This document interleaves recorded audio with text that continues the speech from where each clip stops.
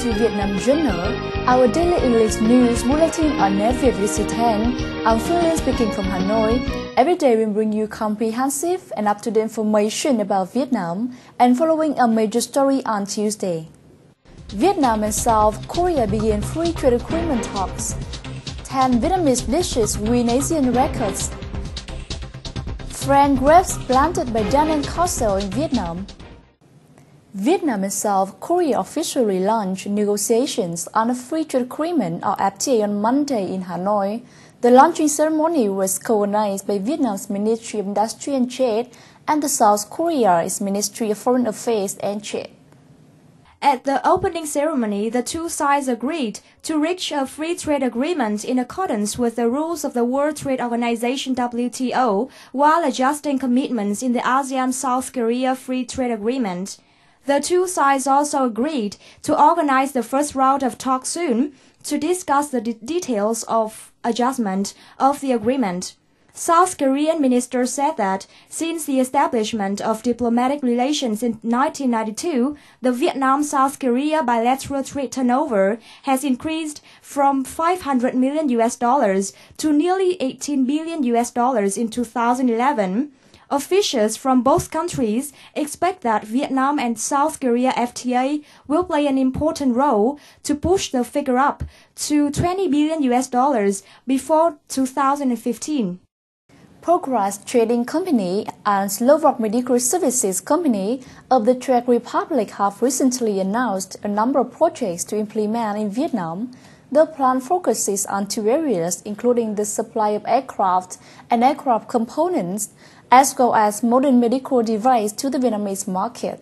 Progress Trading representative said at a press conference that the company not only desires to provide aircraft parts, but also further develop the production of aircrafts and provide technical training for the Vietnamese to meet the demand of customers in this country.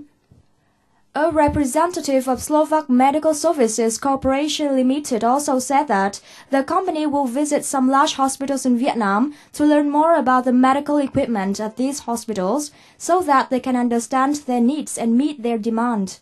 In addition to providing medical devices, SMS has a good team of doctors and experts looking forward to expand their relationships in the field of training medical staff for the hospitals in need. With the announcement of the projects in the aviation as well as the medical technology branch, the two companies expect to bring effective cooperation in the business between Czech Republic and Vietnam in the future. And following is some other economic news in brief. A recent statistic report of the International Coffee Organization showed that Vietnam exported 2 million bags of coffee in June, continues to lead the world for the fifth consecutive month in coffee exports. Accounting to the first 6 months of 2012, Vietnam exported 14.3 million coffee bags, taking the world's leading position in coffee export. More than 13.6% of Brazil's, the second largest coffee exporter that reached 12.6 million bags. The Ministry of Agriculture and Rural Development has set a target that by 2020, Vietnam will grow about 40,000 hectares of Arabica coffee, accounting for the 8% of total national coffee growing area. The global healthcare company Abbott has taken over 3A Nutrition, its long-standing distribution partner of nutrition products in Vietnam. Under the agreement, Abbott will have retail chain of 2,100 spots in 64 provinces. The two companies have leading positions in both pediatric and adult nutrition product categories. The Hong Kong-Shanghai Banking Corp. HSBC reported that the Purchasing Managers Index PMI of manufacturing industries in Vietnam continued to decline in July. The seasonally adjusted manufacturing PMI dropped from 46.6 points in June to 43.6 points in July. The PMI has dropped below the average level of 50 points for 4 consecutive months due to both volume and the number of orders falling dramatically in the period. The supply and use of pharmaceutical ingredients and oriental medicine have recently played an important role in medical examination and treatment in Vietnam. However, the control of pharmaceutical quality has not been conducted thoroughly and comprehensively, thus negatively affecting the treatment efficiency and patient's health. Therefore, finding new direction in pharmaceutical industry is a matter of concern in Vietnam. This is Lan Ông, the street named after the famous physician who contributed much to Vietnamese traditional medicine. It is only about 180 meters long, but there are over 70 Oriental medicine businesses here, accounting for about 90% of the households here. However, the quality and sources of goods that are sold here are not controlled well. Businesses cannot rely on the source of natural medicine to gradually reduce the dependence on imported pharmaceutical materials. Many Vietnamese pharmaceutical companies have gradually researched and found out their own suitable directions. In particular, they have paid special attention to applying the collaborative model between four parties, including government, scientists, businesses, and farmers. Có cái mô hình 4 nhà, liên kết 4 nhà. Ở đây chúng tôi nhà thứ nhất mà chúng tôi cần đấy là nhà nước để có một cái cơ chế chính sách làm sao khuyến khích 3 nhà chúng tôi, nhà nông, đấy là vấn đề các cái địa phương, nhà khoa học là những nhà nghiên cứu và chúng tôi là những nhà doanh nghiệp để gắn kết với nhau trong một cái quá trình phải nói là cực kỳ gian khổ khi tạo ra những những cái nguồn nguyên liệu cho cái dược phẩm. The process of research and application of cultivation and production of any type of medicine would take a long time. It's a collective work that needs a close cooperation among many research institutes, universities, manufacturers, scientists, and farmers. When farmers have sustainable output, businesses have sustainable input, and scientists study to apply the models of clean medicinal planning, the four parties will have equal rights and responsibilities. Một khi đã vẽ ra được chiến lược thì chúng ta biết phải làm gì. Thì tôi nghĩ rằng hiện nay chính phủ có rất nhiều các cái ưu đãi nằm ở các bộ ngành khác nhau. Ví dụ như là ở Bộ Y tế, ở Bộ Khoa học và Công nghệ, ở Bộ Tài nguyên và Môi trường, ở Bộ Công Thương đều có các chương trình ưu đãi cho những cái này thông qua các cái đề tài nghiên cứu cơ bản, đề tài nghiên cứu ứng dụng, đề tài nghiên cứu triển khai. Ở đó có dành các khoản kinh phí không nhỏ cho những vấn đề đó. Nếu chúng ta tiếp cận được vào đó thì chúng ta có thể sử dụng được một nguồn kinh phí khá lớn của nhà nước. Clearly, we need to further strengthen the ties among the four parties. With new policies, scientists can promote the practical study of medicine. On this basis, producers can promote agricultural production and farmers can promote their pharmaceutical farming work. When the process operates well, all of the four parties will benefit.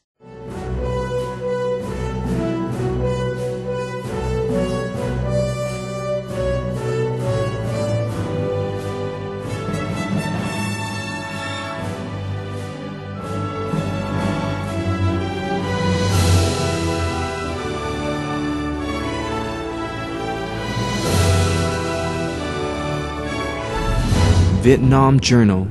It's not just news, it's life in Vietnam. Welcome back to our news bulletin.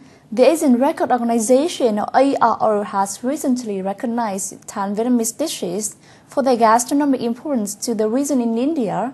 An ARO representative will come to Vietnam in September and present the title to the 10 provinces and cities from where the dishes originate. The top 3 of 10 Vietnamese record winners are Saigon broken rice, Saigon raw fish combined with vegetables, and Hanoi noodle.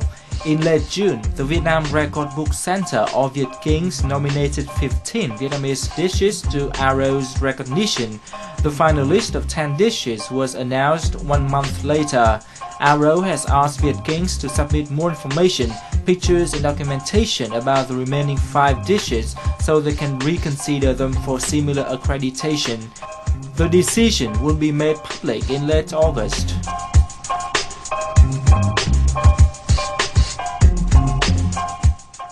Trình from Ho Chi Minh City Banking University has won the first prize in the Microsoft Office Word 2010 category at the Microsoft Office Word Champion 2012. The event took place in Las Vegas of the United States. The contest attracted 285,000 students from 53 countries worldwide. It specialized in competitions using Word, Excel, and PowerPoint. This is the third time VTC has taken part in the competition, having missed out in 2010 and 2011 in the final round. The contest is organized by Certiport, the world's leading provider of computer literacy skills training. The company has a network of 10,000 authorized testing centers worldwide.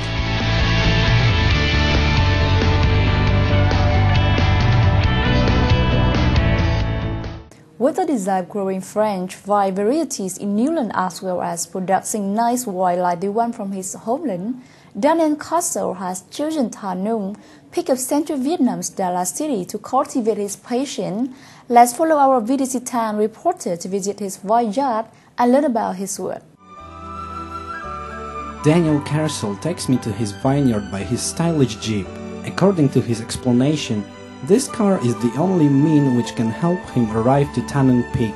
From the early days of setting a vine-growing farm, the car had helped him and has become a part of his work. The basalt path leads us to Thanh land. About 20 years ago, Daniel Castle, fourth generation of Castle family, has visited many countries such as Cambodia, Thailand and Japan. Now he is in Đà Lạt province, Vietnam. He has chosen Thanh Peak of Đà Lạt province as an ideal land to grow the grapes and produce French wine. Đó là khi trồng nho thì cần nước lạnh, và ở nơi nào bạn có thể tìm thấy nước lạnh ở Việt Nam? Chỉ có ở Sapa và Đà Lạt, và giao thông từ Sài Gòn đến Đà Lạt dễ dàng hơn. Sapa thì quá xa, tất cả các thành phố lớn, và ở Đà Lạt còn có rượu truyền thống nữa. Và tôi chọn vùng này để trồng nho.